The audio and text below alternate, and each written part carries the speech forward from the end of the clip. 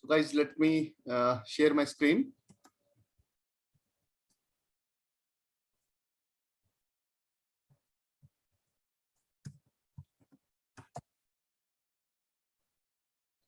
So guys, as you all know, we are here covering the DevOps. This is our first demo class from Server Gyan. Let me start with the DevOps part. Let me increase the font size a little bit so that it would be better visibility for you.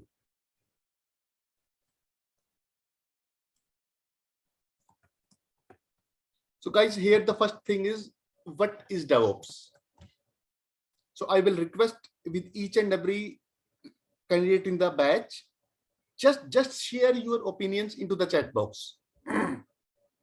You can reply one-to-one me as well as onto the batch, the chat itself. Just share your views, general views. What is DevOps? What is your awareness about DevOps? What do you know about DevOps? What is your mindset about DevOps? Then I will come to the definition part, and then I will proceed.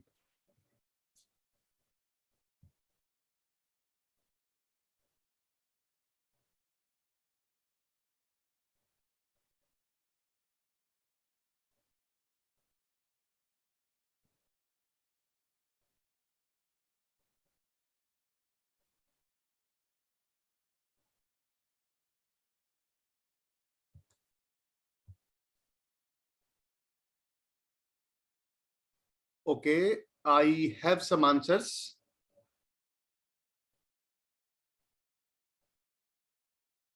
Dhruv, it's a methodology which is used to minimize product completion time. Okay. One more answer I am having.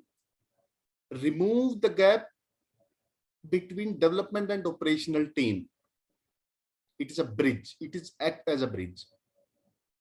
May I know who has replied this answer? Can you please type your name in the chat box?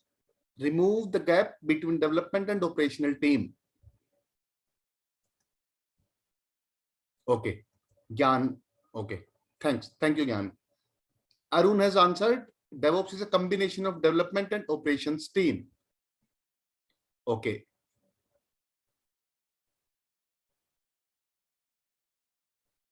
Guys, can I expect some more answers here?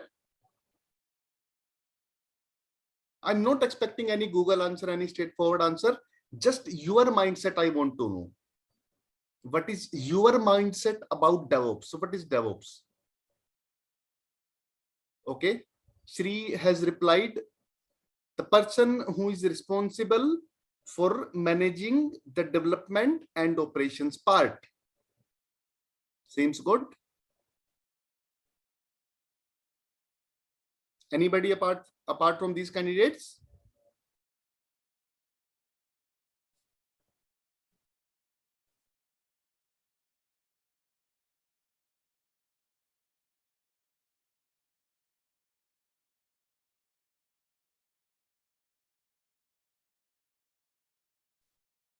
DevOps is a culture. TK has replied, DevOps is a culture. Okay, Mukesh has replied that it's a combination of development and operations team.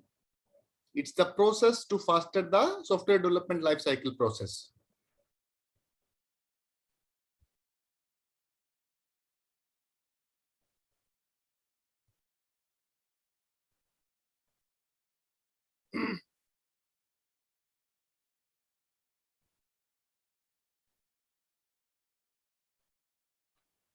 Yeah.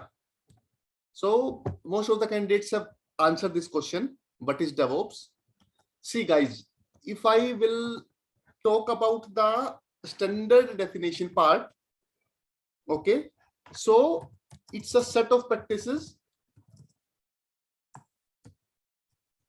Let me just complete the definition first, and then I will come to the explanation part. So guys, it's a set of practices that combines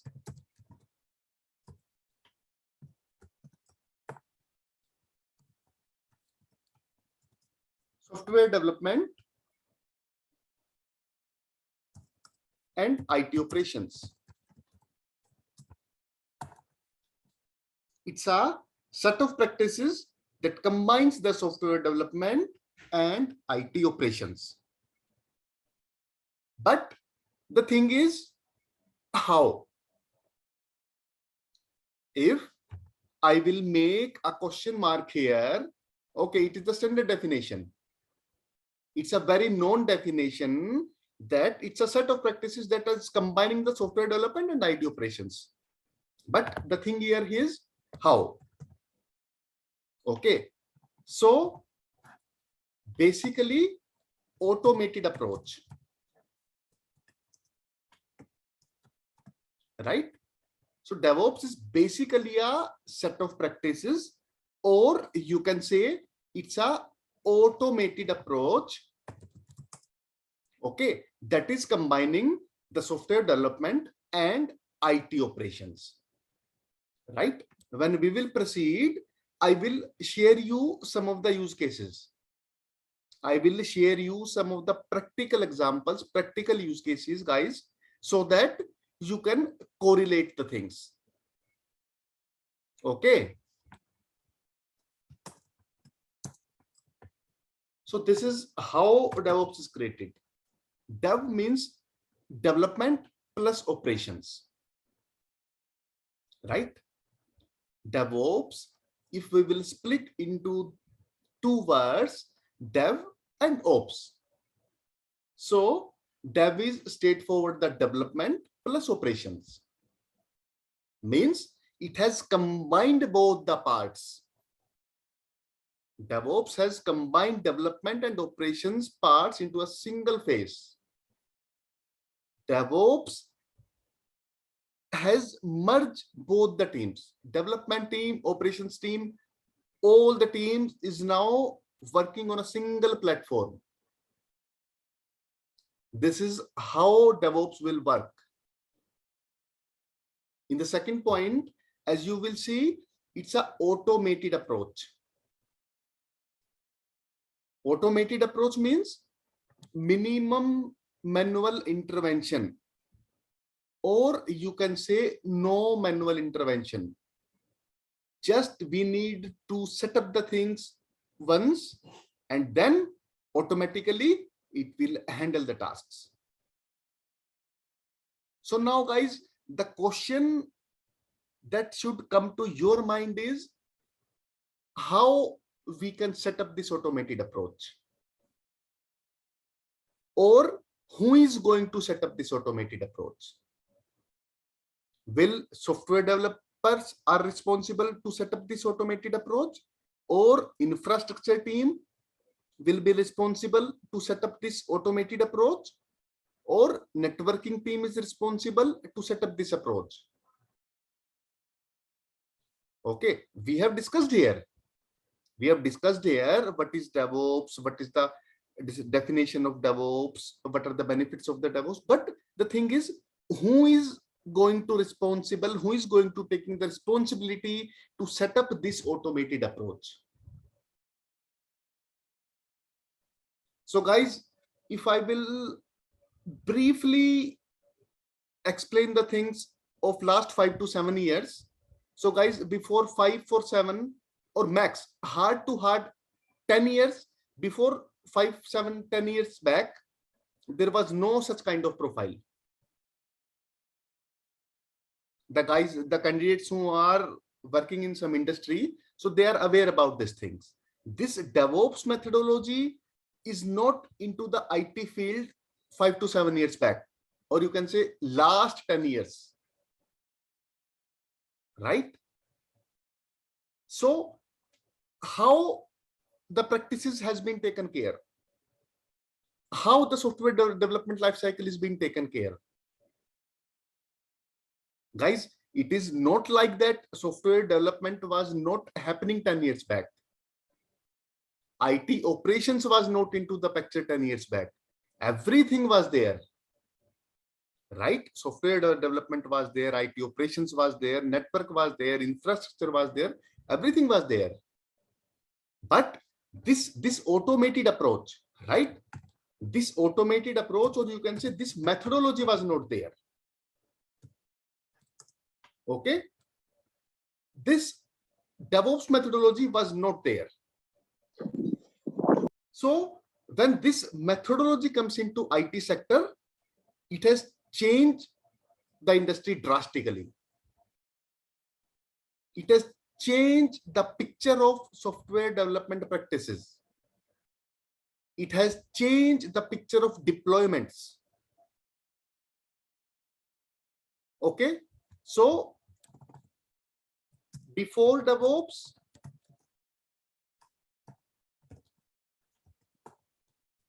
and after DevOps.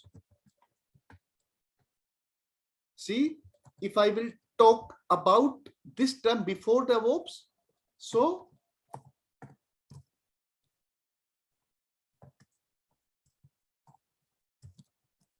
guys, when DevOps was not there, so mostly manual practices was there.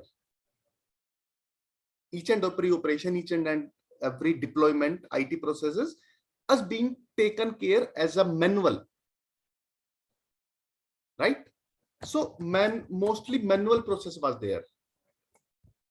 But what after DevOps? Automation.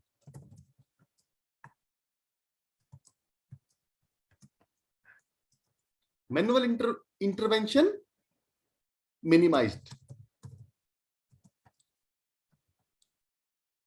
And automation comes into picture.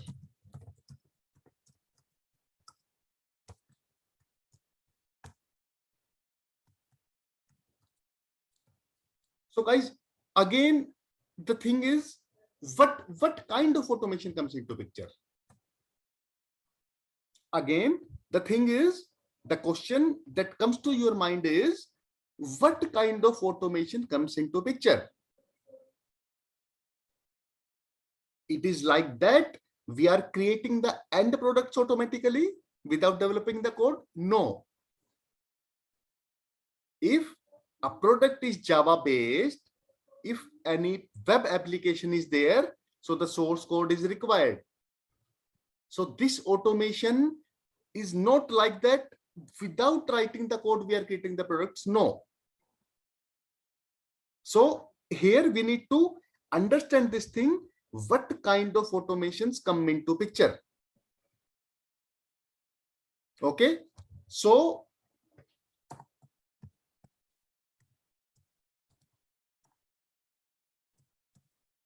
guys, there are basically two kinds of automation that comes into existing after following the DevOps practices, DevOps methodology.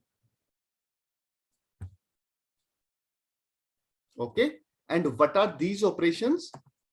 So if I will break down IT industry into two parts, so the first part comes, that is IT infrastructure part.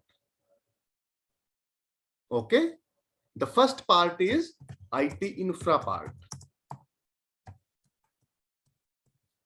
The first part is IT infrastructure part.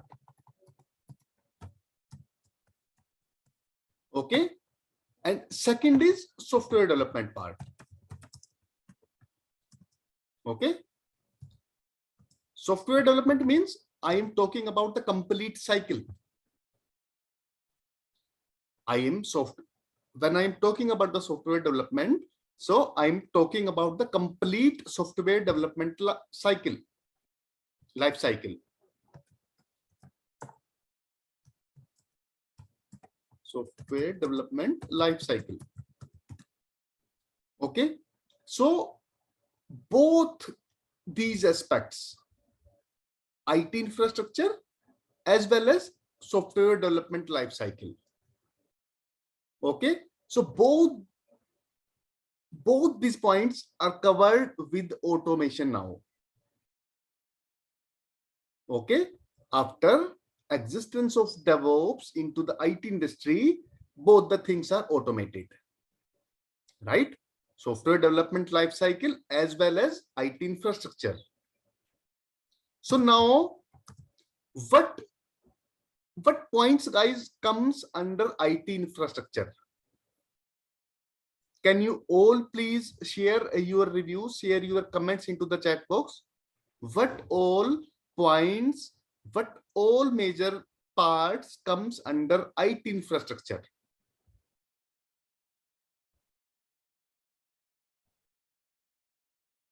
I'm expecting this answer from each and everybody into the class. This is very general question. What is your mindset? What are the components of the IT infrastructure? Yes, Shrikant has answered. Yeah, Dhruv, I got your query. What is the syllabus of this DevOps course? Okay, so we have also shared the contents onto the DevOps WhatsApp group, right? But into this demo class, I will again cover that thing. But we are going to cover. But still, if you are having any queries, you can connect with me one-to-one also after the class. Please feel free to connect with me for any confusion, any query. Yeah. So Shrikant has answered that. Most of the candidates answered that, like servers, networking, storage devices. Okay. IT infrastructure means all over operations is major part. Shivani has answered servers, networking, and storage services. Okay.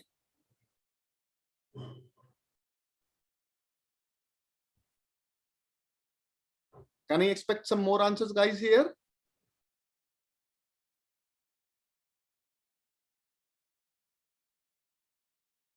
Can I expect some more answers here?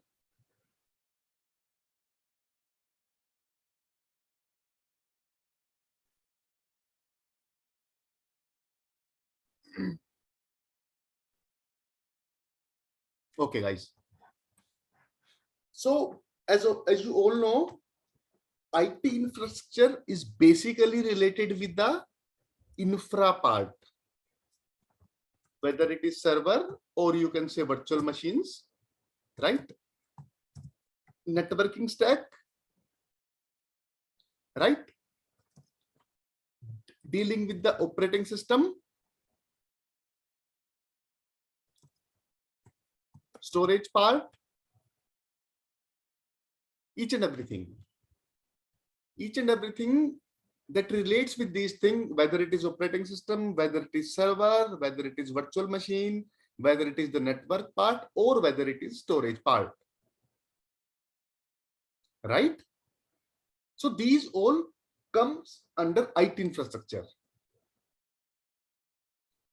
If I will talk about the software development, so software development lifecycle basically contains, it starts, we will cover this development lifecycle in detail also. But yes, as of now, I will just share the brief description. So guys, software development lifecycle start from writing the code. It starts from writing the code, then building the code, then guys testing the code and deploy the code. Okay. So as you see, IT infrastructure mainly consists of these parts: server, virtual machines, or nowadays containers are also into picture, Docker containers. Okay. Apart from this networking part, operating system part, storage part, these are the major components of IT infrastructure, right? Now, software development part. So as I explained here, software development lifecycle starts with writing the code, followed by the building, or you can say followed by the build, followed by testing and deployment, right? These are the major phases of the software development lifecycle. So again, the question comes here is, as I told you, we are covering the automation into DevOps. So are we going to automate all these things? So the answer is yes. We are going to automate the IT infrastructure, as well as we are going to automate the software development lifecycle with the help of DevOps. Right? So now the thing that we need to discuss here is how we can achieve this automation. And what are the practices that are being followed before this automation?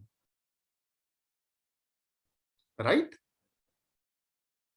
So guys, let me move ahead. Let me come to my next point. As I told you, the first thing that we are going to automate is IT infrastructure. Okay. Then post automation of IT infra, we are automating the software development life cycles. Right? So let me take an example here, guys, of IT infrastructure automation. Okay. Let me take here the example of IT infrastructure automation. Right? First this virtual machine I'm only taking. Right? Virtual machine, straightforward. I'm taking the example of virtual machine. Okay. And guys, nowadays, almost each and every organization is creating their virtual machines onto cloud. Okay, onto cloud. Virtual machines on cloud. Right? So if anybody from the team has worked on any cloud, whether it is AWS, whether it is Microsoft Azure, or whether it is Google.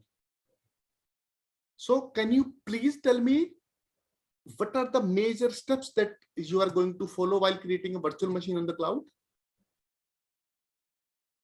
Any general description? Anybody from the team can share the answer here? What are the steps? You are by creating EC2 instance on AWS. Okay, you are going to EC2 onto AWS. Okay, can you please tell me what are the general steps we need to follow while creating the EC2? We have to select the server configuration, what we required, right. RAM, CPU. Exactly. Yeah. Right. So we need to select the configurations, right? Which AMI we need to select, which machine type is there. Okay. What is the region in which the machine is going to deploy? Okay. So guys, this is the manual approach. This is the manual approach. It's not automated approach. And what is the disadvantage of the manual approach? We need to repeat the same steps, same process again and again. Right? Let me explain this with the help of picture, with the help of diagrammatic view. Let me explain the things. Guys, let's say this is these are the two approaches that I'm going to follow.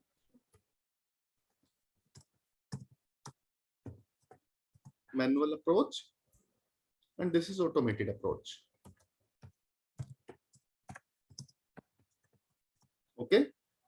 In the manual approach, as I got answers from some of the candidates, we just need to select the specifications. Select the specs, AMI type, AMI ID basically, region, or memory, storage part. Okay. So these all are, and let's say followed by the tags we can also mention. Okay. So these are the major things which we need to repeat again and again. Okay. Guys, realize the difference here. Let's say today you have set up the server using these things. You have set up your AWS account, you have set up an EC2, and you have set up one machine by using these things. Again, after 2 months or on a daily frequency, again, I am having the same requirement. Okay, let's say after 2 months or with a daily frequency, I have the same requirement. So what I'm going to do, I am going to repeat these steps again and again, right? I am repeating these steps again and again. So what are the disadvantages? Time consuming, right? Chances of mistakes are there. Let's say I need to select a fixed AMI ID of CentOS 7, and by mistake I have selected a different AMI ID. So it will spin up the wrong infrastructure. It will not spin up the right machine, right? Similarly, reusability is not covered here. Reusability means we can use one thing again and again. Reusability simply means that we have set up one feature, we have developed one feature, and we are using that feature, that development part again and again, right? So what we are getting here? Let's say this has taken 30 minutes to create a virtual machine. Okay, so guys, every time it is going to take 30 minutes only, right? So here we are not saving our time, right? We are making chances of mistakes here, right? Because in manual approach, there are chances of mistake. It is human nature. Okay, so this is first approach. Let me come to the second approach. Here, DevOps team is there. And requirement comes to the DevOps team that we need to create an EC2 instance. So now the DevOps team will not create the infrastructure like this approach, guys. First, they will gather the requirement. What is going to operating system of my machine? What are other specifications of the machine? What is the key value pair that is going to use to access the machine? First, the team will gather that requirement. Okay. And after getting that requirement, they will create one file. Okay. After gathering the requirement, they will create one file. So here I am just correlating this with the Terraform part. Guys, don't be confused. When we will come to Terraform, we will cover each and every point of Terraform into detail. Right? Why I am discussing here about Terraform? So that you people can distinguish between the manual approach versus automated approach. Okay. So the DevOps team that is sitting here to set up the things in an automatic way, what they will do? They will create one file. Right? Let's say they have created some ABC random Terraform file. Okay. They have created one Terraform file. Into that file, they have passed each and every instructions. The Terraform file that is being created by the DevOps team, they have mentioned each and every instruction. Right? And after setting up this file, they will run that file. And after running the file, EC2 will be created. So guys, till here, it might be coming to your mind that it is not the straightforward approach. It is taking more time. We need to gather the requirement. We need to create the Terraform file. It is taking time in the first time itself. But realize the situation in future. Okay, realize the situation that on daily basis you need to create this EC2. What you need to do then? You just need to run this file only, right? You just need to run this file. It is not required to create the machines again and again, logging into the graphical console, select the option, select the AMI ID, select the region, select the tag, and then create the machine. No. One-time activity only. Terraform file has been created. It is set up now. You just need to apply the Terraform file. That's it. Automatically, EC2 instance will be created into the cloud. So this is the difference between the manual approach and automated approach. Right? And guys, what are the benefits here of the automated approach? Guys, I have explained here what are the steps we have followed into the manual approach and what steps, what practices we have followed into the automated approach. So can anybody from the team can tell me what are the benefits that I can expect from this automated approach? Anybody from the team? Time consumption. Yeah, the first thing is time consumption. Let's say today I have set up this Terraform file. So next day or daily basis or monthly basis, what will be my frequency based on my organization? I just need to run that file. Simply 5 seconds or 10 seconds task. It's time saving. Second is chances of mistake is reduced. You know, guys, if manually you are creating the machine, there are chances of mistakes. Let's say you have selected the wrong specification. The first chance. Second chance is wrong AMI ID you have selected, wrong region you have selected. Right? So mistake chances are there. And the very good advantage is dependency. Guys, no dependency is there. Okay?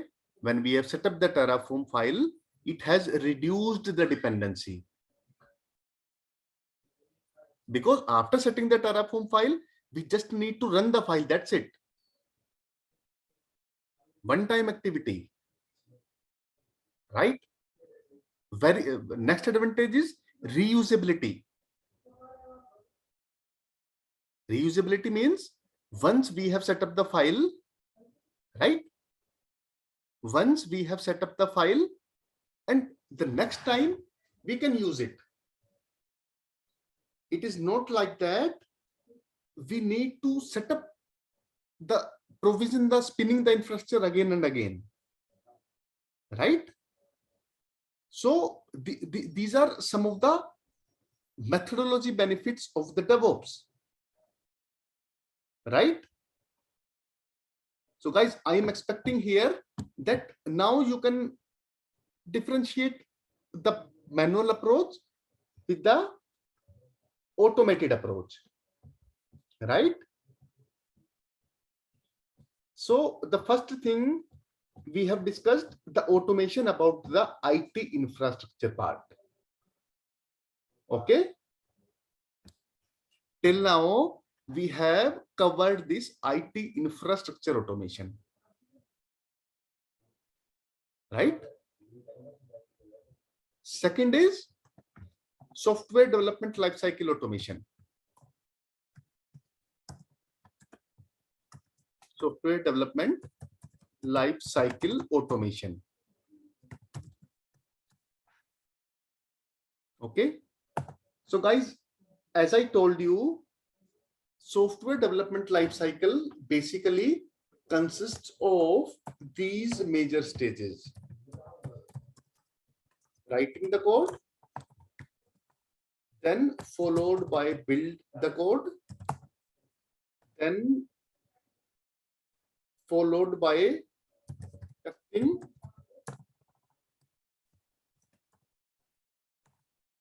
then deploy, right? And then you can mention any custom stage. Okay, custom stage simply means any notification, any email triggering, anything, right? So basically these are the major steps that are associated with the software development lifecycle. Okay, so guys, before discussing this software development lifecycle into detail, right, I just want to explain 3 terms in front of you. And guys, these 3 terms are very important. Okay, writing the code, it simply means that we are writing the code for our application, right? It can be Java, it can be PHP, it can be .NET, any development language. Okay, so this writing the code for any application is majorly taken care by the software developers. If Java code is there, so Java application team or Java developers are taking care for writing this application code, right? After writing this code, DevOps teams comes into picture, right? After writing the code, DevOps teams comes into picture. And what are the things that need to be taken care by the DevOps team now? Each and every stages. Whether it is build stage, whether it is test stage, whether it is deploy stage, or whether it is any custom stage, it is being taken care by the DevOps team. So here we just need to understand 3 things. Before we go into deep dive, we just need to understand 3 things here. Okay, the first is build, the second is artifact, and the third is deploy. Build, artifact, and deploy, right? Guys, any overview about these 3 terms? Build, what is this build, what is the artifact, and what is deploy? You can share your answers into the chat box. Any general awareness, what's coming to your mind? What is the build, what is artifact, and what is deploy?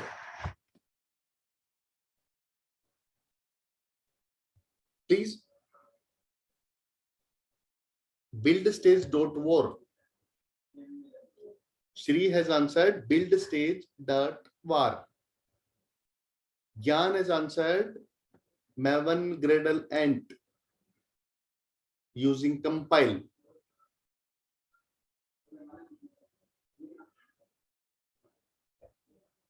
Okay. Can I expect some more answers from the team here?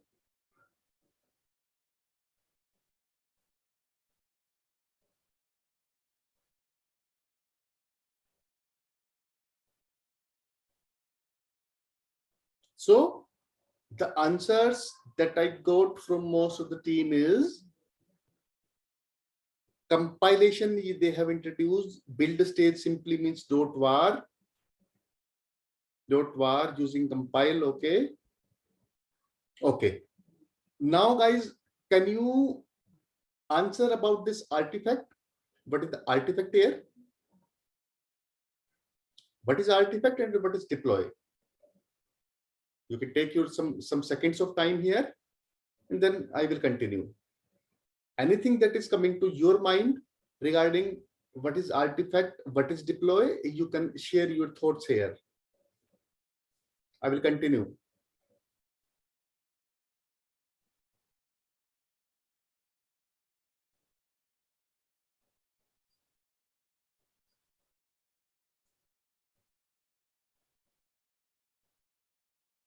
Gyan has answered Nexus and JFrog using keep the tar gz file. I will come to this point later on.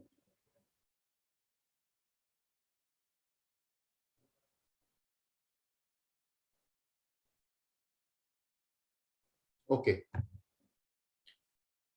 Okay, guys, let me proceed here. I will try to explain the things here. So, guys, build is basically the operation, the set of instructions that we are going to perform with our source code. Right? Build is basically operation that we are going to perform on source code, right? And guys, this operation doesn't means that it is going like that. It's a fixed var, it's a fixed jar. No, based on my requirement, based on software development lifecycle requirement, any operation we can perform on the source code, right? So majorly what we are going to cover into the build part, compilation part. Okay, right? So if I will talk about the Java code, so Maven is the command that is being used to compile the code. If I will talk about the Java code, so source code contains the .class file.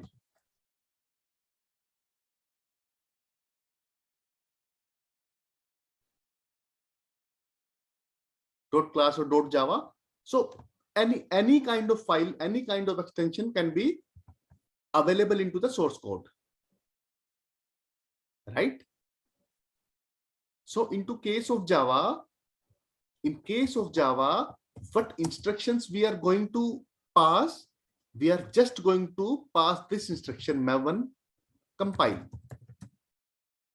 Okay, Maven compile. And what this Maven compile will do? It will compile the source code. Okay, Maven compile followed by the Maven package. What it will do? It will compile the source code and create one file there. That is called abc.jar file. Okay. So guys, what we are doing here? We are on the top of Java source code. We are performing some instructions. Okay. And what are these instructions? Maven compile or Maven package. And what these instructions are doing? These are just compiling my source code. And after compilation, what is my output? This is my output abc.jar. Okay. So the set of instructions that we are going to perform my source code is called the build stage. It can vary from application to application, right? In the case of Java, we are using the Maven, right? Different languages, different compilers are there. This is one of the example I have shared with you, right? So now it should be clear to you what is the build part. Second, guys, what is artifact now? Artifact is output after the build stage. Okay, output created after the build stage. That is called artifact. So guys, can anybody answer here? What is my artifact in this case? In this case, what is my artifact? Anybody from the team?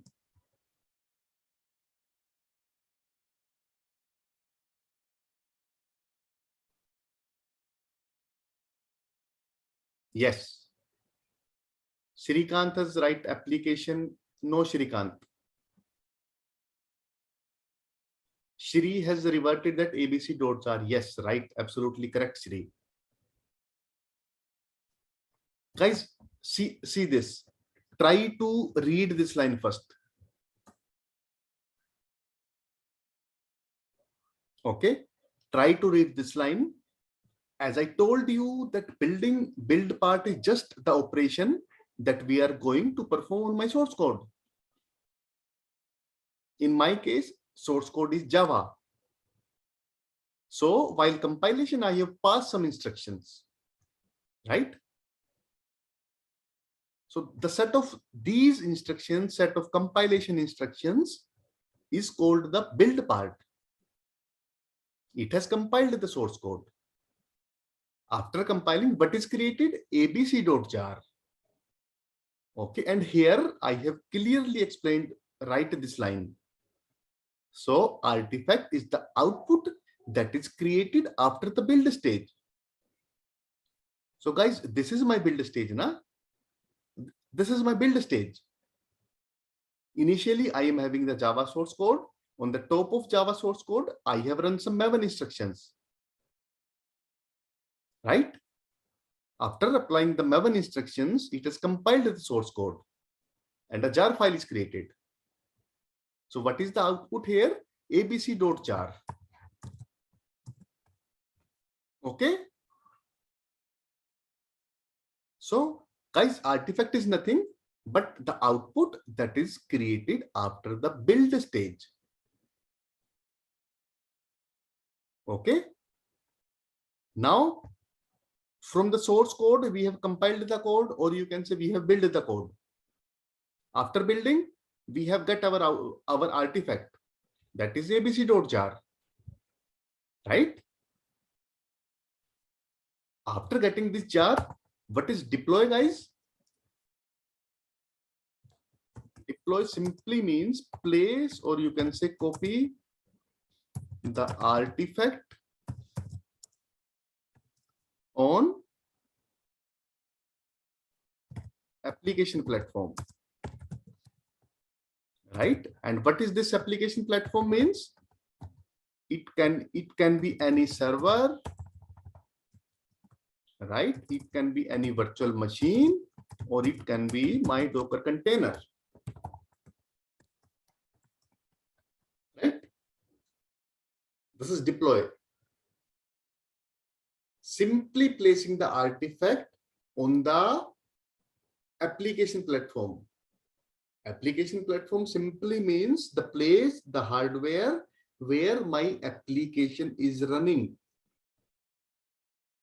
My application can be run on any server, any virtual machine, or any Docker container, right? So this is how the deploy will take place, right? So these are the three major operations, three major steps that are being associated with any software development lifecycle, right? But the thing here is, the main thing here that we need to cover here is automation. Okay, right? But and with which process we are going to automate?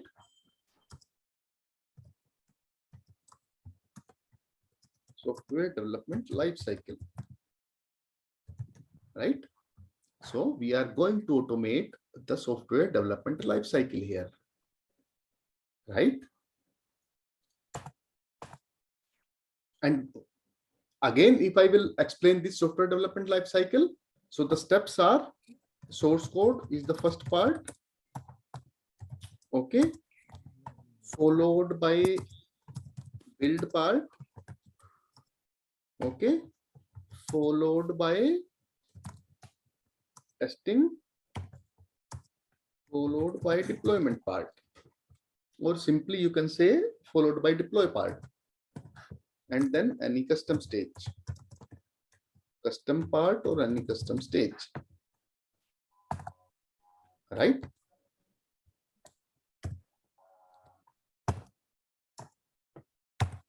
So how we are going to automate this? Right? So before talking about software development lifecycle, if I talk about IT infra automation, right? Infra automation, we have talked about Terraform, right? If you will visualize that picture that I have shared with you. So what we are doing, we have just created a file that is being used to create the EC2 instances, right? So infra automation we have covered with Terraform, or there is one another tool that is called Ansible that is used for configuration management. I will both these tools will be covered in detail in this training session. Okay, so don't be confused with the names as of now. Why I'm sharing the names here? Just I'm trying to correlate the things here so that you can get a brief overview, right?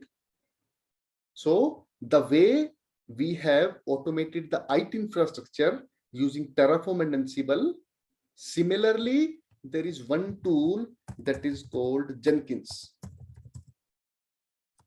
That is called Jenkins, right? Jenkins tool will take care of each and every part, each and every process that is associated with the software development lifecycle. Okay, whether it is source code, whether it is build part, whether it is testing, whether it is deployment, or whether it is any custom part, any custom stage, right? So Jenkins is basically the tool, the approach that is being used to automate the software development lifecycle, right? And guys, any operation, any stage that we want to perform with our software lifecycle, software development lifecycle, Jenkins can easily take care of that. We just need to set up the Jenkins jobs.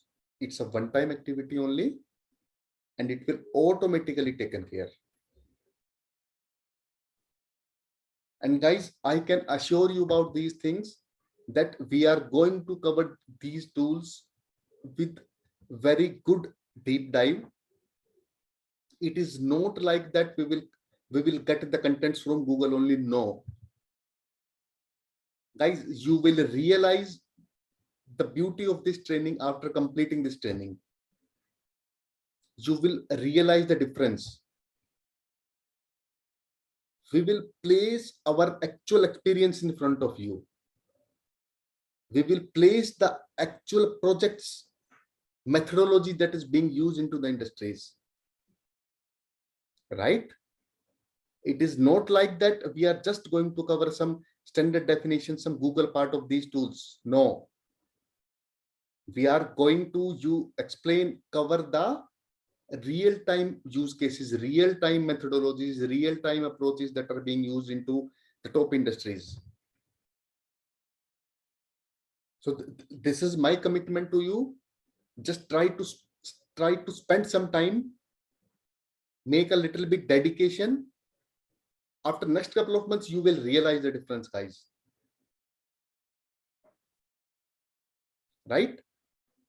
So again, come to the point. Three things we have discussed. Terraform we have discussed, Ansible we have discussed, Jenkins we have discussed. And what they are doing? They are just automating. If I talk about Terraform and Ansible, so they are just automating the infrastructure part, right? If I will talk about the Jenkins, so it is just automating the software development lifecycle part. Okay. So I think, guys, till here, you should be okay about the approaches. What is manual approach? What is the automated approach? What are the benefits of the approaches? What is DevOps? What are the benefits of DevOps?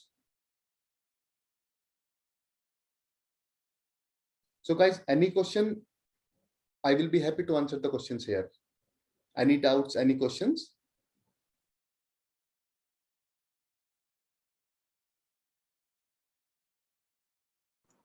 Sir, what is difference between Terraform and Ansible?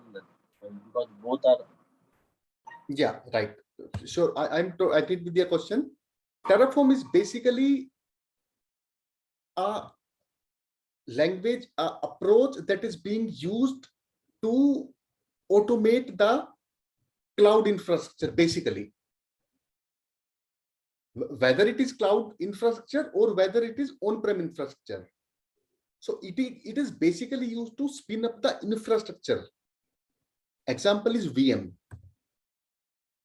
But yes, Ansible is the configuration management tool. Let's say there are 100 servers running and we need to make some changes into the file.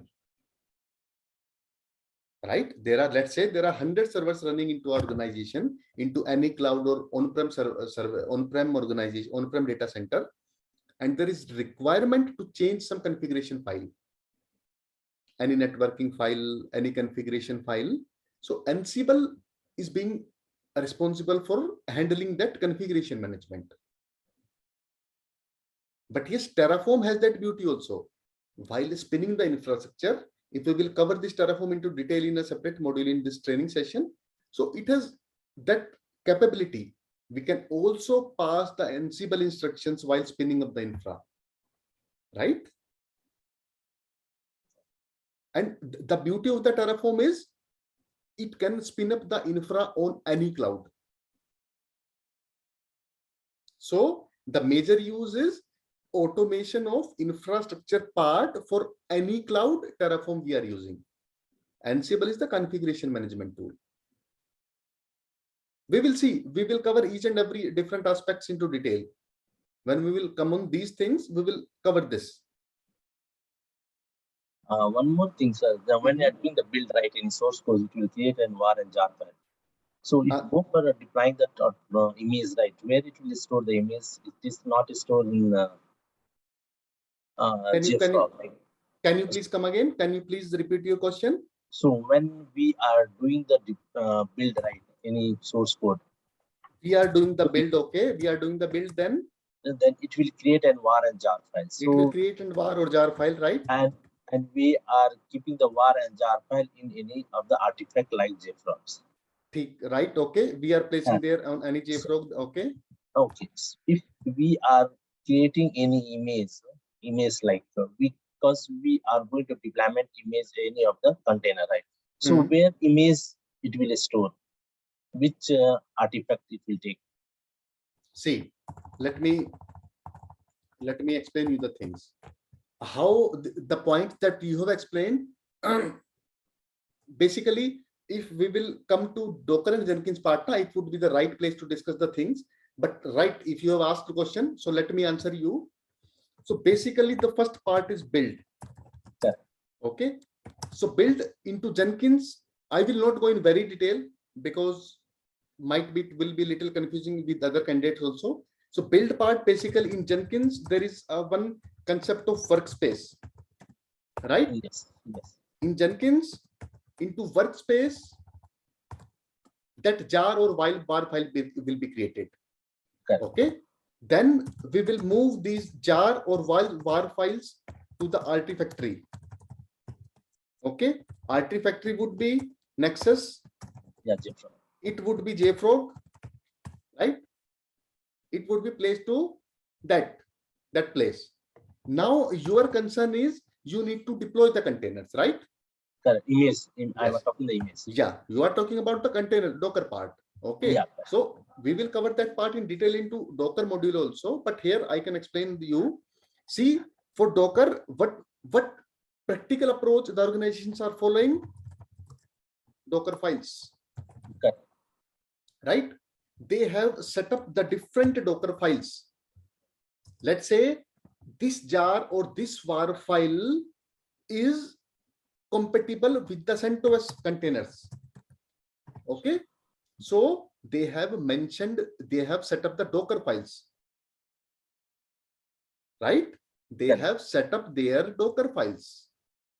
And into the deployment part, what they are doing, they are just creating the image, building the image from these Docker files. And into these Docker file, they will pass the reference, they will pass that this artifact, this var file will be available, should be available into the container. No, you're not, sir, because when you're creating the image, when you run the Docker files, it will create image. I'm right, sir? Yes. So after image, what happens? I want to store somewhere, because when going for the production, right, that time we cannot do the create the image. So what happens? I will take the image from the any of the artifacts. So which artifact we can use for the image? So see, which artifact you can, it depends on the requirement, na? Because if you go for Docker Hub, we can use for the, we can keep the image. So, but I don't want to go for Docker Hub. So any other yes, there are multiple things. The GCR is there. GCR, right? GCR yeah. Docker Hub is there. GCR there. See, multiple options are available. If I will talk about the optional part of Jenkins, it is not like that Jenkins is the only tool that is available for builder. No. Circle, CI, Bamboo, and then GitLab, multiple tools are available. Right? So it depends on my requirement, my use case, it's the organization decision. Right? Can we store the image file in Nexus and JFrog? No, sir. Sorry? Can we store the image file in the Nexus and JFrog? Yeah, into Nexus and JFrog also supports Docker. So Nexus, yes, Nexus and JFrog can also store the Docker images. It supports Docker. When you will create the repository, into Nexus or JFrog, you will see it supports the Docker also.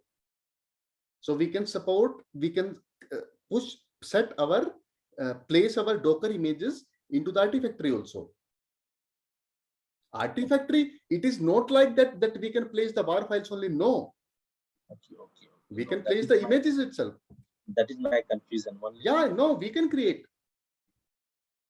Right? But see, Docker file is the standard approach is Docker files should be placed onto the GitHub repository only, because it is not any file, means it is not any zip. Okay, it's a source code. Yeah. So guys, don't be confused with this discussion here. When we will move ahead, we will cover each and every these things into detail also. Yeah. Similarly, if I will talk about AWS, so AWS is not only the cloud provider. AWS is there, Azure is there, Oracle is there. Apart from this, GCP is there, right? So the use cases, if I will talk about the GCP use case, so the organization which are having that data science, artificial intelligence related projects, they are using this GCP, right? So it depends on use case to use case. For each and every tool, there are multiple options available, right? Okay. So guys, infra automation, if I talk about infra automation, so we have discussed that Ansible and Terraform. Similarly, for the software development life cycle, what is there? Jenkins is there. Okay. For software development lifecycle, we are having the Jenkins, right? So guys, now it's time to start the things. Okay.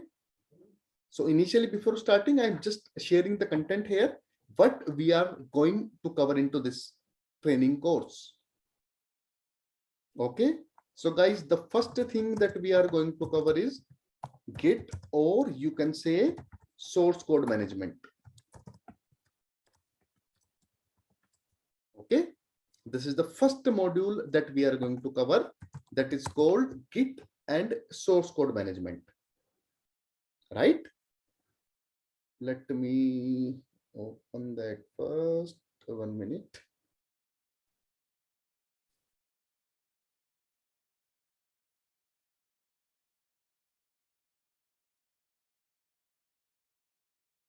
So after covering this first module, then we will cover the Ansible part. Then we will cover Ansible. Next, we are having Docker, followed by Jenkins, or you can say CI/CD, continuous integration, continuous deployment. Then we will come to cloud and Terraform. Guys, in detail, we are covering Terraform. Why I have added cloud here? Just to give you very small brief introduction so that you can correlate the Terraform, right? Apart from this, cloud is a different module itself, right? But why we have included cloud here? So that you guys can correlate the Terraform. Because we are going to automate the things from the Terraform itself onto cloud part, right? So that's why we have covered cloud also here. Guys, it's my request, please do not mark any lines onto the whiteboard.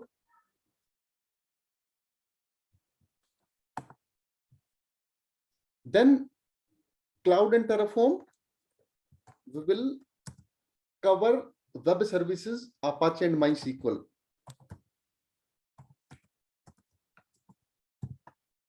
We will show some use cases. We will learn some concepts of Apache and MySQL. And finally, we will wrap up with Prometheus and ELK.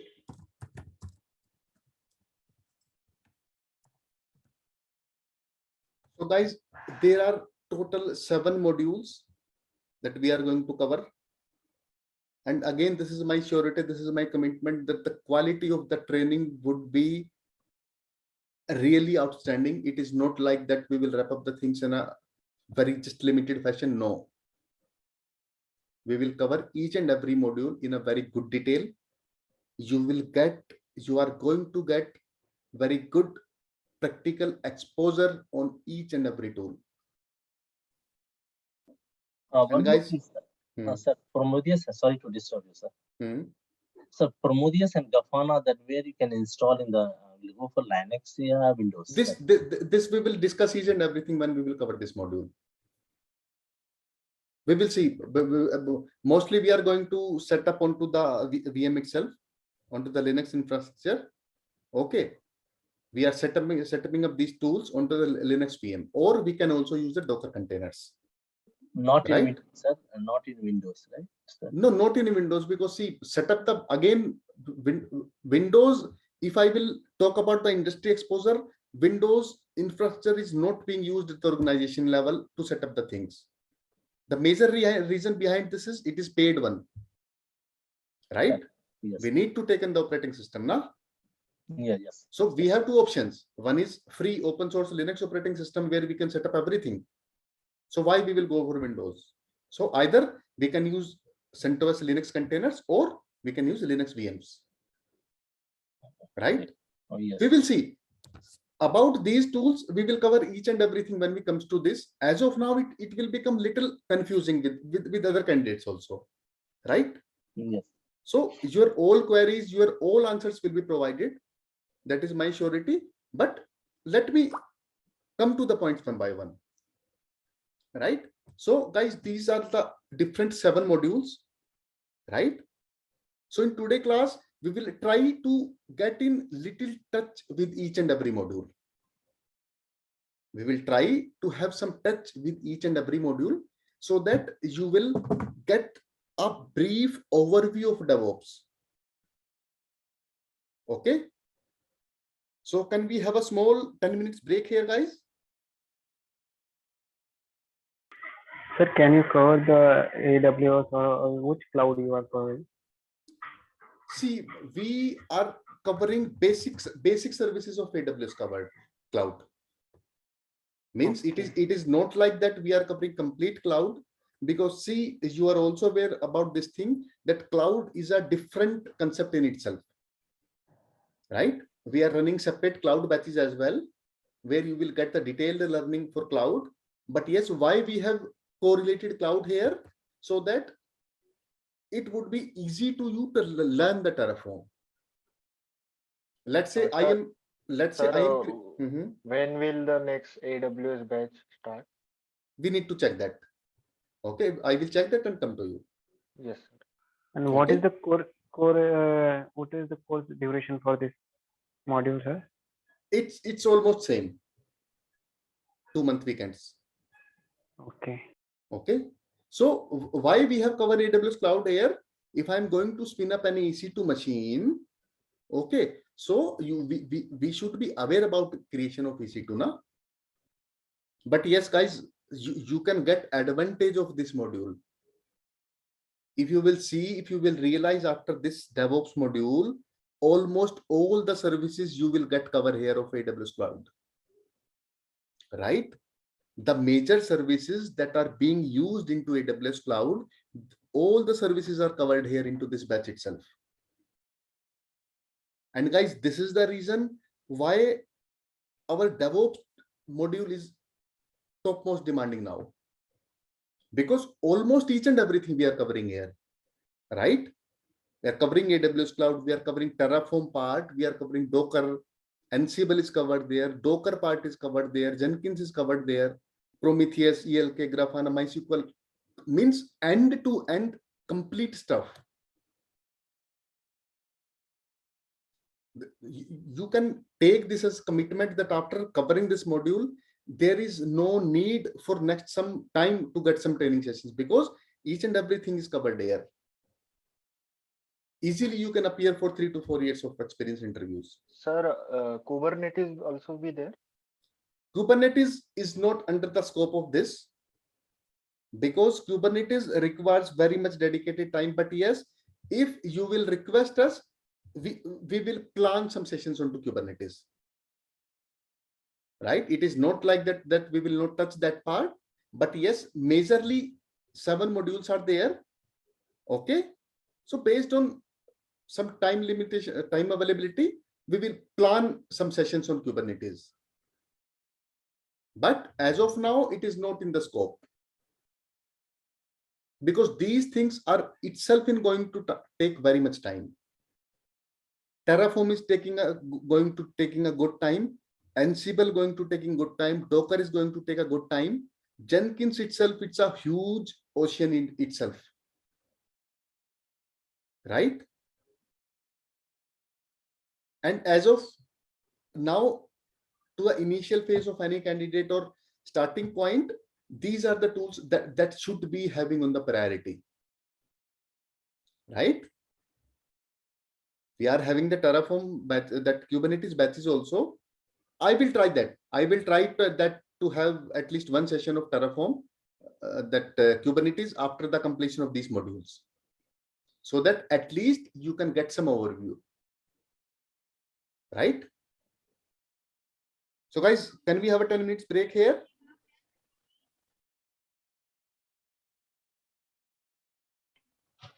Sir, one question. Yeah. Programming language is needed or not? Python, Java? No.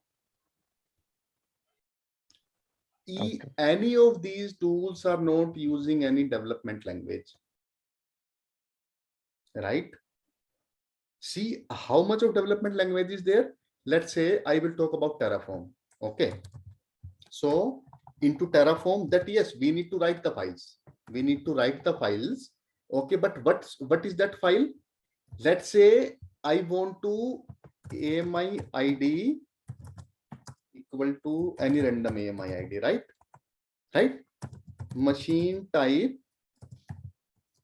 is equal to t2.micro. These much of straightforward languages is there,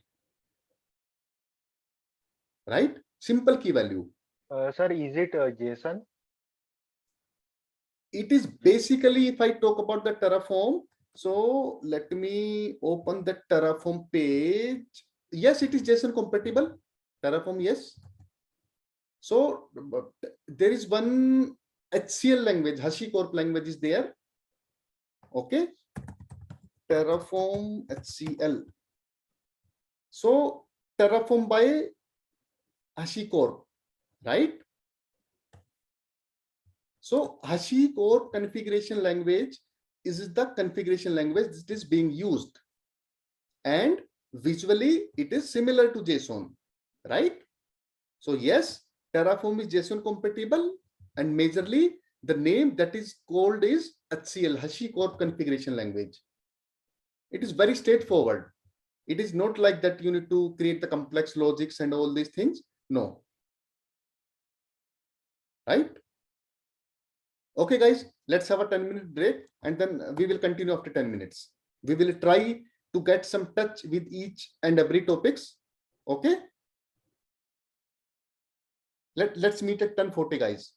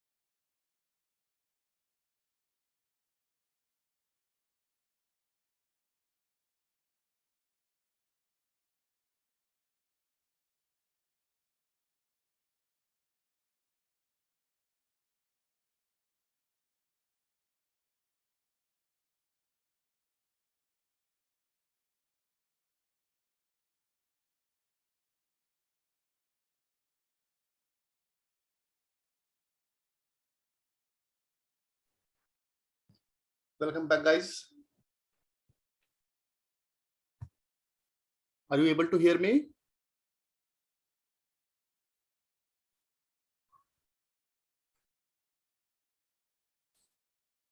Guys, are you able to hear me? Okay, thanks for the confirmation.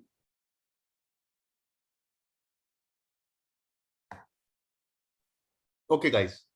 So as I told you, these are the basic modules that we are going to cover into our training sessions, right? So today we will try to cover up, we will try to get in touch with these tools, okay? And then from tomorrow classes, from next classes, we will make a deep dive. We will cover each and every tool in detail, right?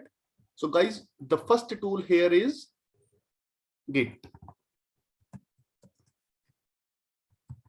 or you can say it's being used to manage the source code,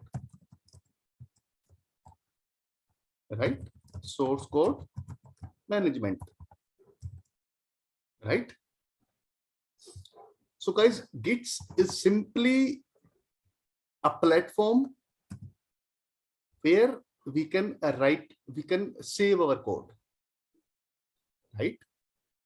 Let us assume this use case. Let's say Java development team is there, right? And they have developed the code for the application. Okay, they have developed the code for their application. Okay, so after writing the code, guys, the availability of the code should be there, right? It is not like that. Okay, some spelling mistake is there, sorry. Okay, so the code is reusable, guys. The application is going to use the same code again and again, right? So at least we should require a safe place, right? Where the availability of the code should be there, right? So github.com. So guys, this is the service that is provided by, it's basically cloud service. It is not like that we can set up these things onto our own premises also, but the practice is using the cloud services. What is required here? Any organization just need to set up their account onto github.com, okay, and they can use as a source code repository to place the code, right? So what it contains basically the repositories, right? It basically contains the repositories. When we will cover this GitHub, we will cover each and everything into detail. But as of now, I'm trying to give you a small touch with each and every tool, right? So on Git account, we will create the repositories, right? Let's say my application is abc.com. Okay, so we can create any repo abc.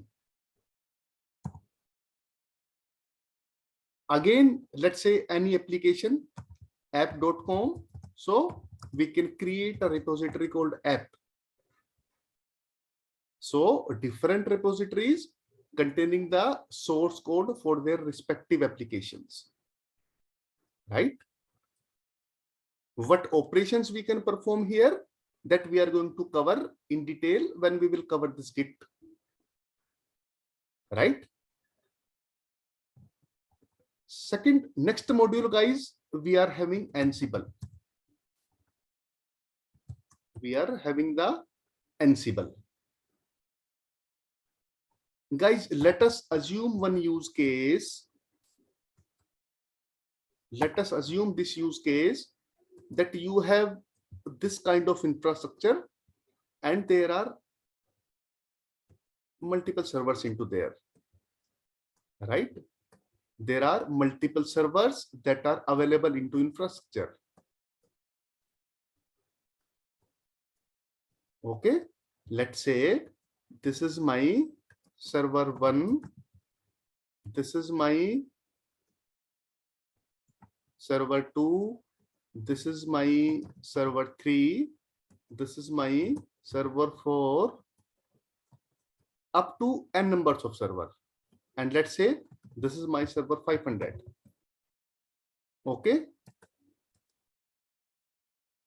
guys, assume the situation that this setup is up and running, right? And let us assume any configuration file. Okay, let us assume the straightforward this configuration file.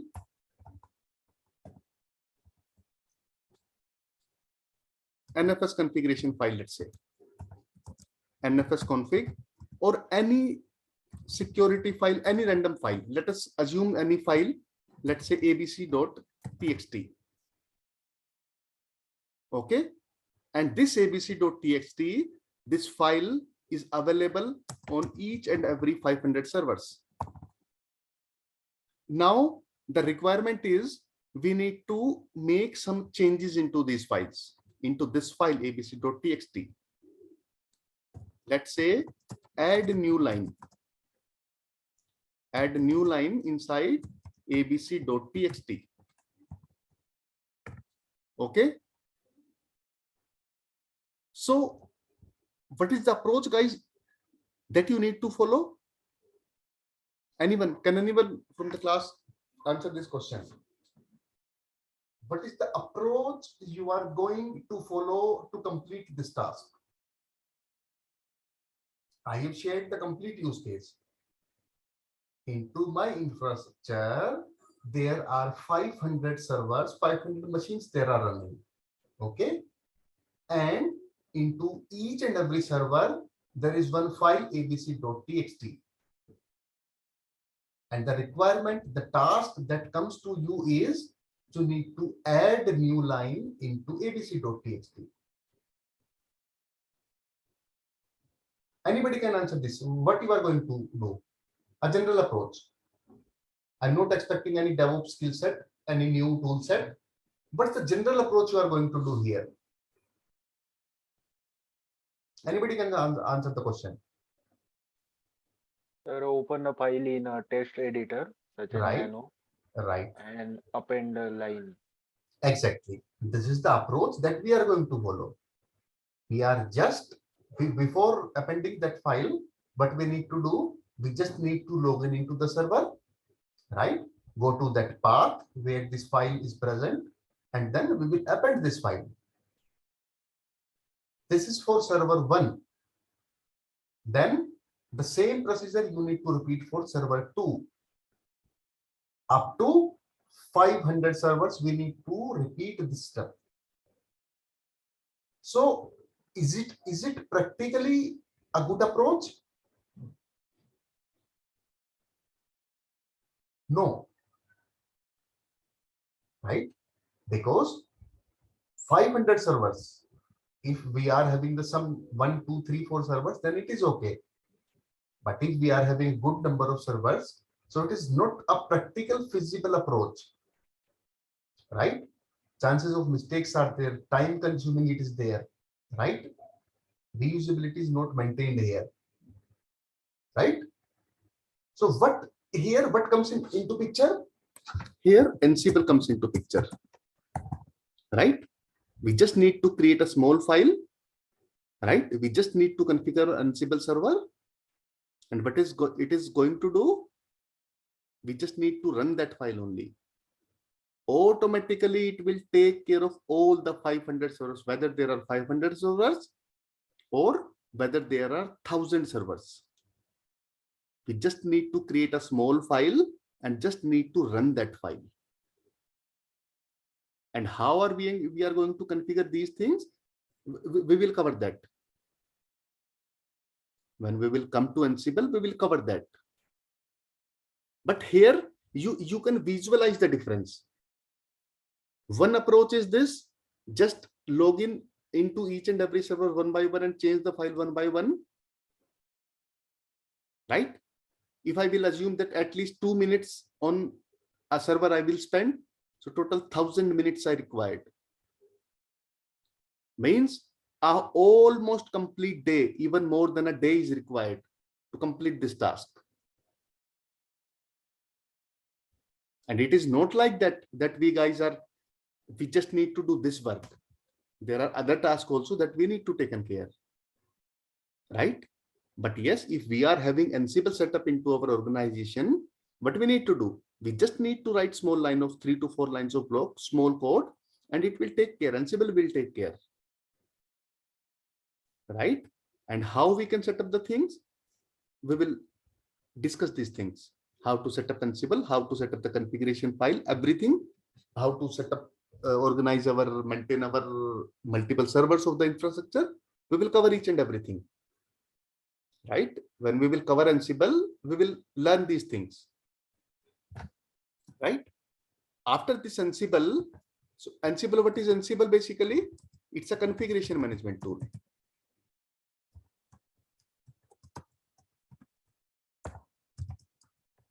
Okay, then we are having Jenkins. So Jenkins, also called that continuous integration, continuous deployment. Okay, so as I told you in the beginning of this session, so it basically automates all the stages, all the life cycle of a software development, right? So basically what it covers, it automates the software development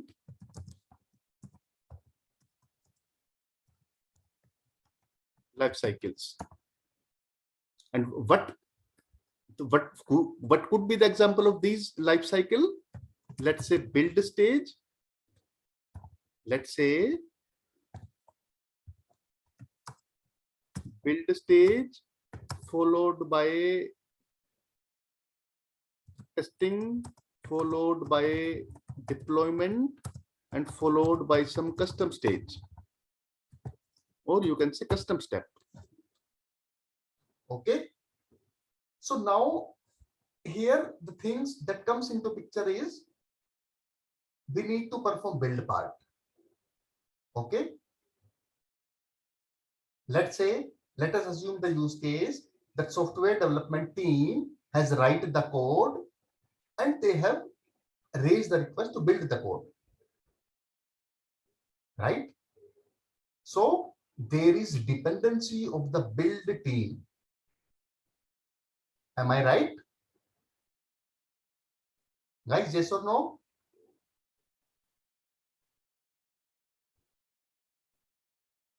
Yes.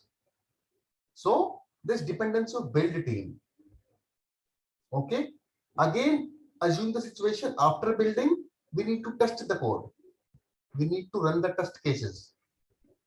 Again there is dependency of test team.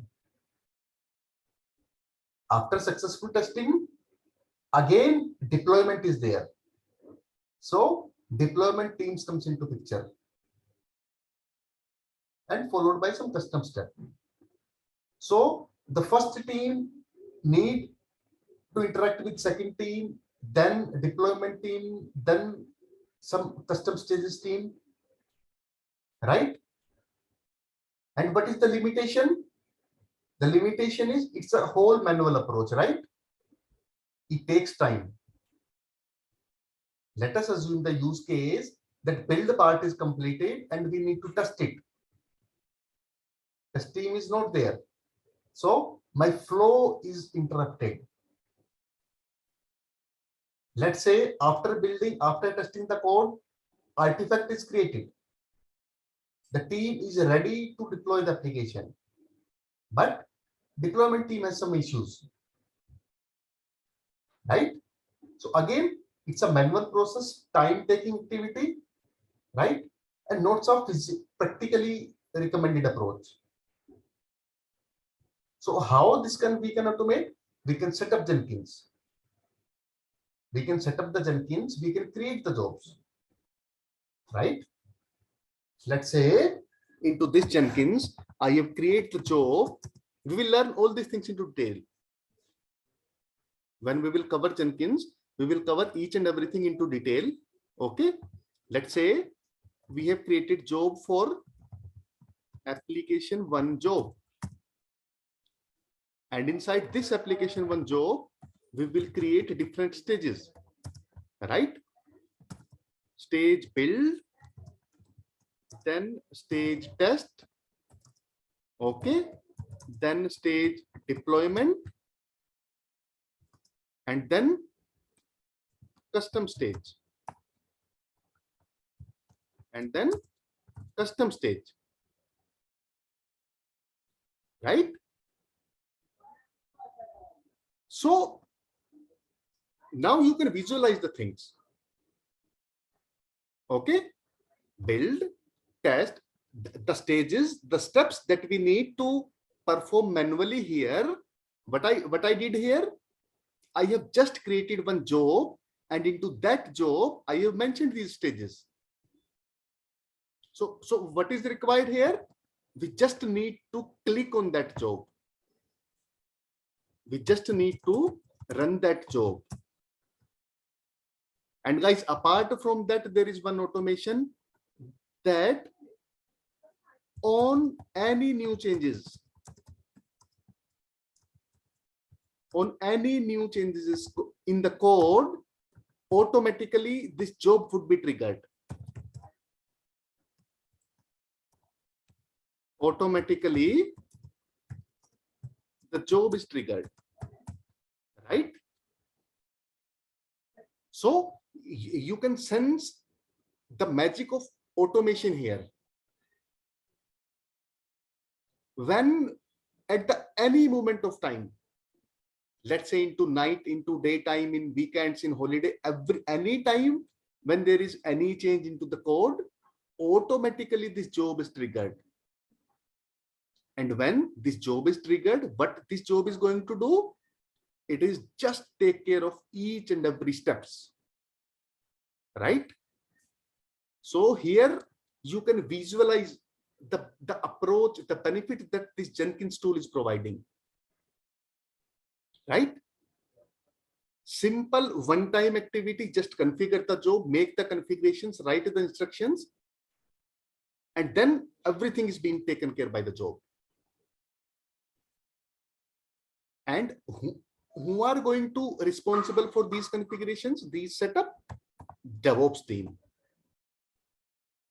We are the people who are going to manage these things, right? So all about the Jenkins, this is how Jenkins will work. We just need to create the jobs, need to add the stages, and that's it. Automatically, each and every operation of the software development cycle is now being taken care by the Jenkins itself. And guys, practically this is being used into the organization. Almost every organizations are using this tool only. Even if you will make some mastery onto this tool, there are many chances to get the job, to get the exposure, right?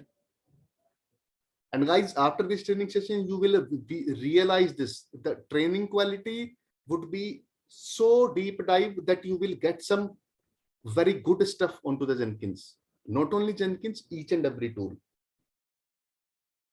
right? Post Jenkins, guys, we are having Docker part. Okay. So Docker is basically container tool. Okay. So Docker is the tool that is being used to create the containers, right? To spin up the containers, right? So what Docker basically is doing, let me, when we will come to Docker module in mid of next month, we will cover each and everything into detail, but here I will just try to explain you the things. So guys, here on any virtual machine, on any software, if we will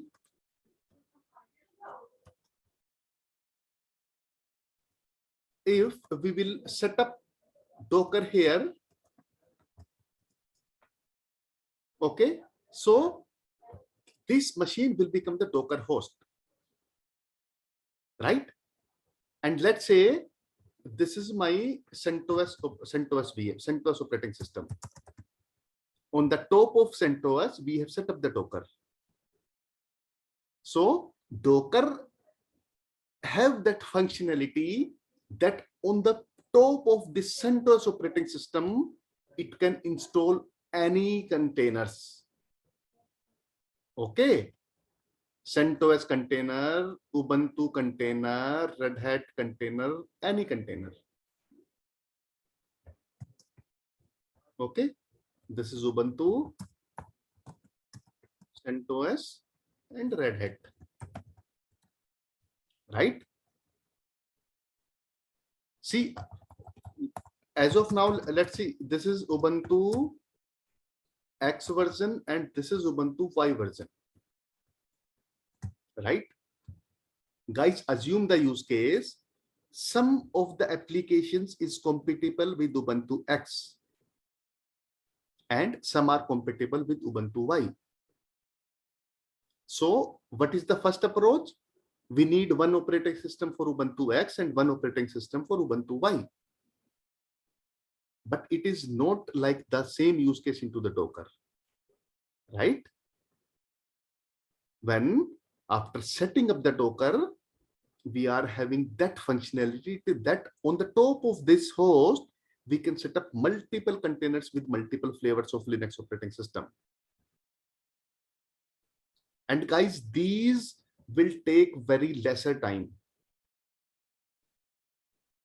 If I will talk about the time or efforts required to create a container versus to create a virtual machine, it is very less, right? Means this is just the basic overview I've shared, the basic thing, so that you guys can distinguish the things, right? How we can perform activities, we will cover each and everything, architecture wise, container wise, what is container, how we can create the container, what are the basic stuffs, each and everything we are going to cover in detail. But yes, just to give you guys a brief overview, right? So this is how Docker containers work.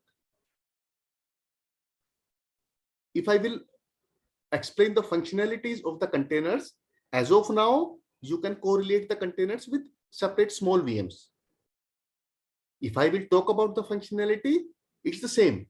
It is having the network, it is having the volumes, it is having the data storage, right? It is having the port management, it is having the IP addresses. Each and every property that is associated with any virtual machine, any computer, each and every properties are associated with the containers also, right? And the DevOps team responsibility is to set up these things, to configure these things, to set up the application on container, to set up the application containers, to make the ports management, right? And we will learn each and everything. So after the Docker, our next part is AWS and Terraform, or you can simply say cloud and Terraform. So guys, if I talk about the AWS or cloud part, so let me just move back to the time where cloud was not there. Okay, the cloud was not there. So before the existence of cloud into the infrastructure, what is the use case? Can I expect some answers from anybody from the team? What are the benefits of the cloud? What is the beauty of the cloud?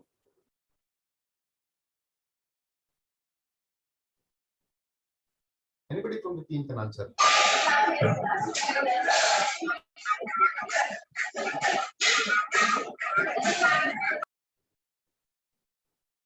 Okay, let me give you the answer. Guys, assume the use case that I have started one organization, okay, and I need to set up one application. I need to set up one website of my company or any application for my company. So what is required for me? I need to set up the network. I need to take up the internet lease lines, right? I need to take up the hardware, right? I need to hire the resources as well who are going to manage that hardware. But after the existence of cloud, it is not like that. What is required here? Just create account here, just create the EC2s, provide the networking aspects, right? Create the DNS records, set up the application, and we are ready to go. So the task that needs months, number of days, months, that takes years, that is reduced to a smaller extent, right? In a 30 minutes or 1 hour task, we can set up everything.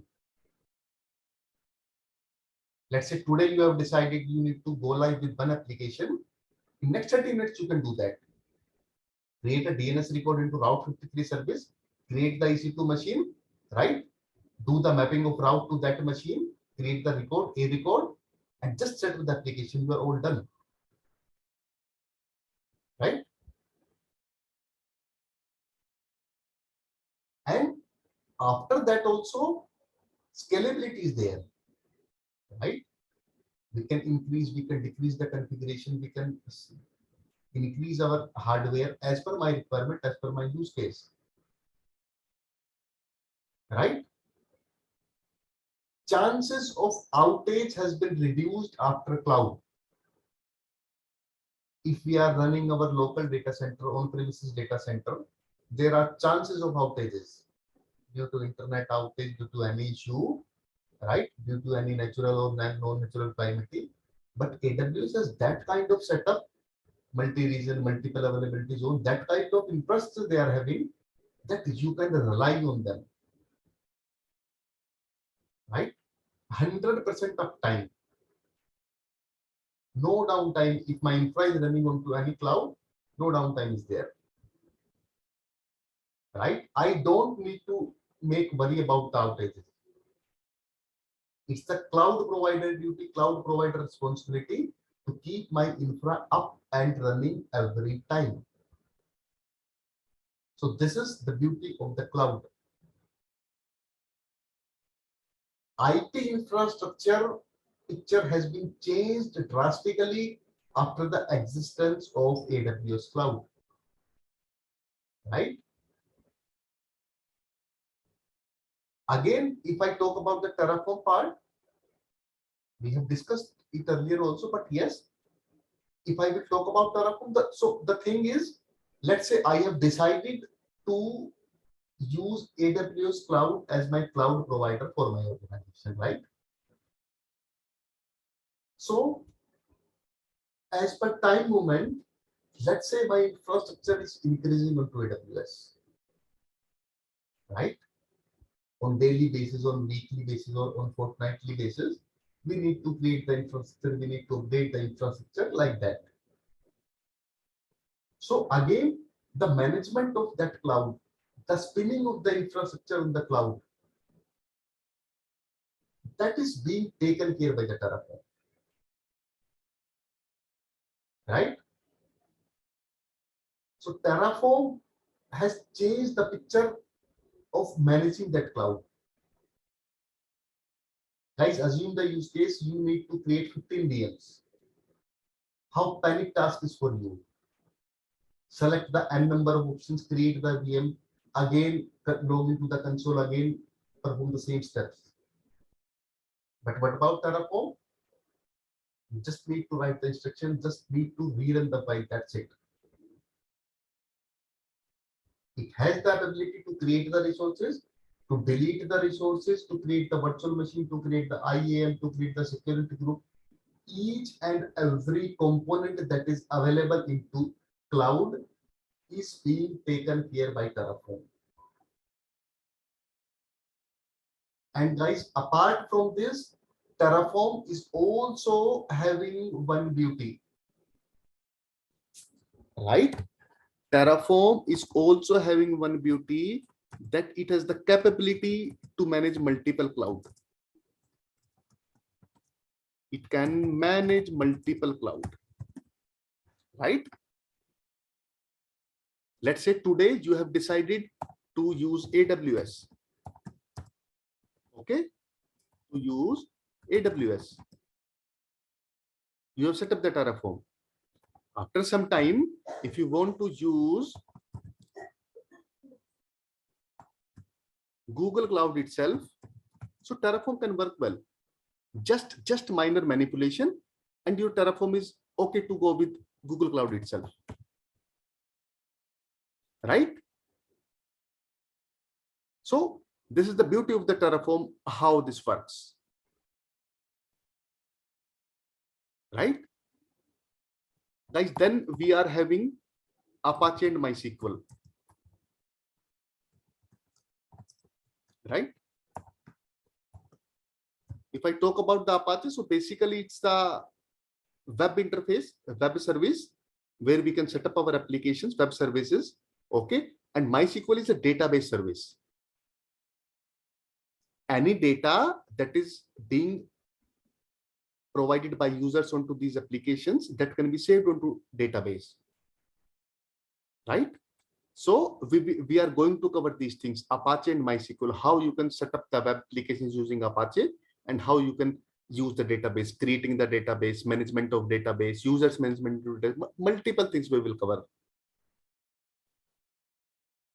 Post that, we will cover that Prometheus and Grafana and all these things that is required. 1 minute, guys.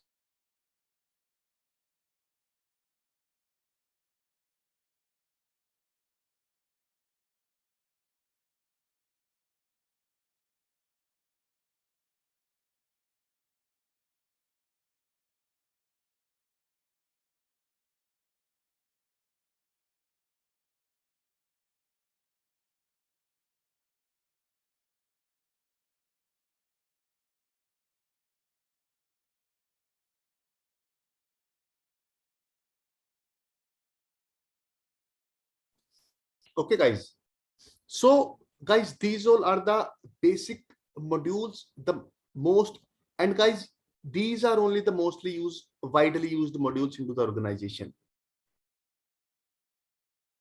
And apart from this, with each and every module, we will have some kind of interview discussion. Because end of the day, you all need to crack the interviews. You all want to get the exposure, right? So it's not like that we just cover these topics in a very fast way and we will be wrap up. No. With each and every module, we will just covering the interview aspect as well. What are the expectations from the employer with each and every tool, each and every technology? We will cover these things. So just what is required from your side is you just need to attend these training sessions with dedication. And you will see the difference after next 2 months. This is my commitment to you. You will feel the difference between Server Gyan's training methodology. You will realize the beauty of the training. And no doubt the training quality will be going up on a very good, with a very good coverage of the each and every tools. Right? So guys, for today, we are just wrapping up the discussion here, right? Because we have planned to give some overview of the sessions here so that you guys can analyze the training quality and all these things, right? So from next classes, we will continue by covering each and every module into detail, right? If you have any queries, any concerns, you can connect one-to-one with me onto my WhatsApp or on call. Please feel free to connect with me for any queries, any confusions. But yes, I need your confirmation by today, end of day only, to be continue with this training, because we need to plan accordingly only. Sir, what is your number? My number is, I'm just sharing my number here. It is 8510808703. I have shared my number here. It is 8510808703. Please make note of it. Okay, guys. So can we wrap up the class here?